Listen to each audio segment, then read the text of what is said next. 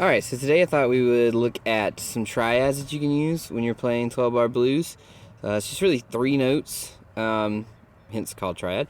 And so these are really, really cool because I've seen B.B. King use these, I've seen Eric Clapton use these, I have seen Stevie Ray Vaughan use these, Buddy Guy, they all use them. Okay, so it's a really, really cool thing to do and to use in your playing to kind of spice up just a normal 12-bar blues.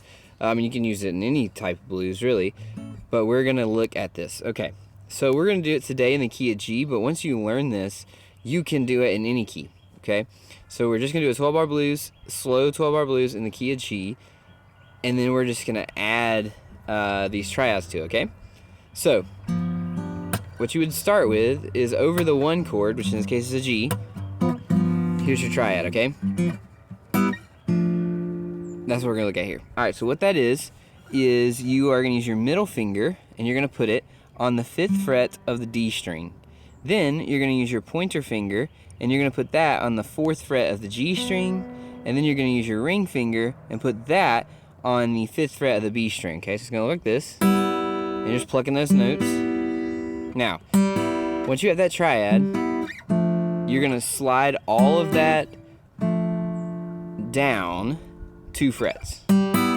Okay, so what that would mean is you're going, which is your middle finger is going to be in the 3rd fret of the D, pointer finger is on the 2nd fret of the G, and then your ring finger is on the 3rd fret of the B. Okay, so this is why you're playing the root note. Now you can do this with your thumb, root note, your triads.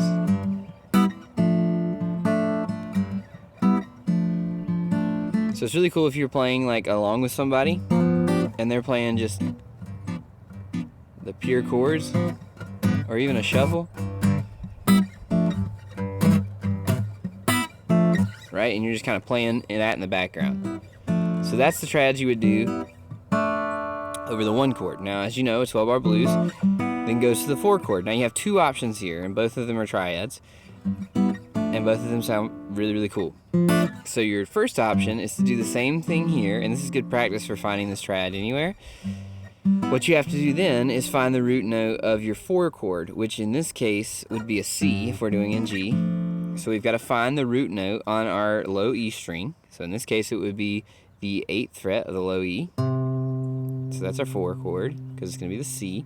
Now, then you're like, well, I just want to do the triad, right? So it's the same shape.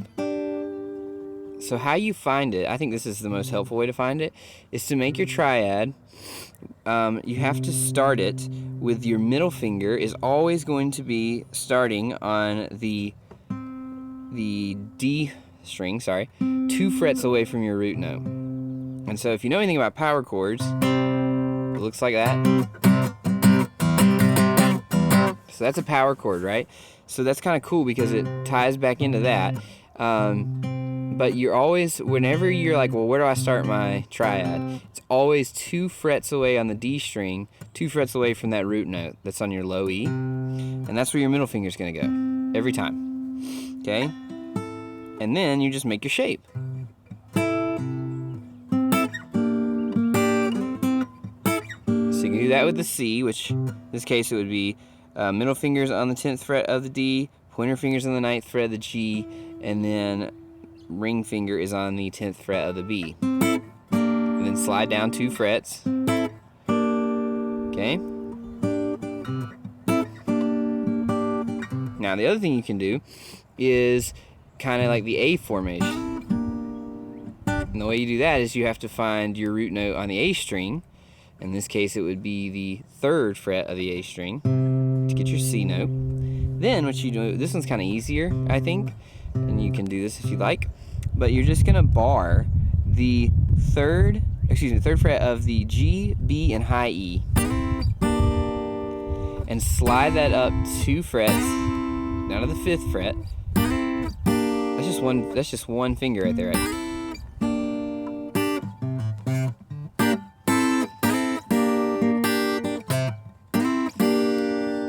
So you have 2 options there when you go to the 4 chord.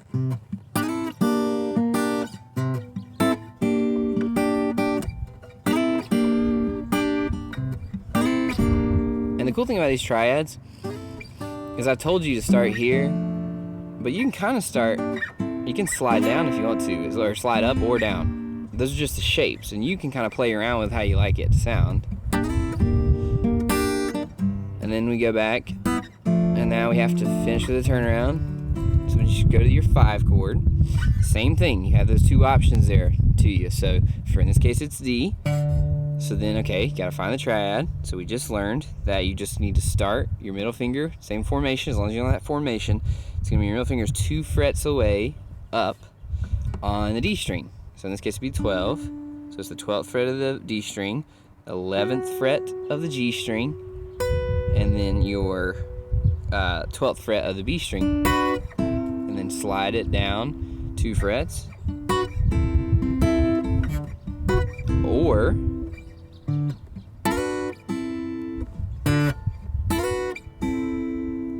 which in that case is the A string on the 5th fret, and then you're barring the G, B, and high E on the 5th fret and sliding out to 7.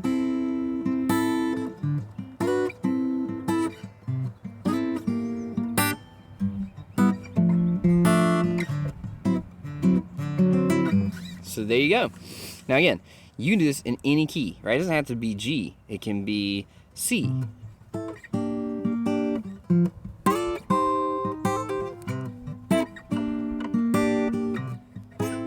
Now, a cool thing, one last thing I want to do here is if you do choose to do like the A formation, so finding the root note on the A string, and then one cool thing that you can do is like,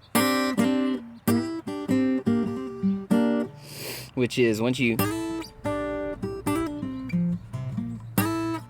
slide one time and then you come back to your original, you can kind of hammer on while playing all 3 of those 2 frets down, so the same place that you slid to, with your ring finger. However, in any kind of shape, I mean in any kind of like formation, sounds nice.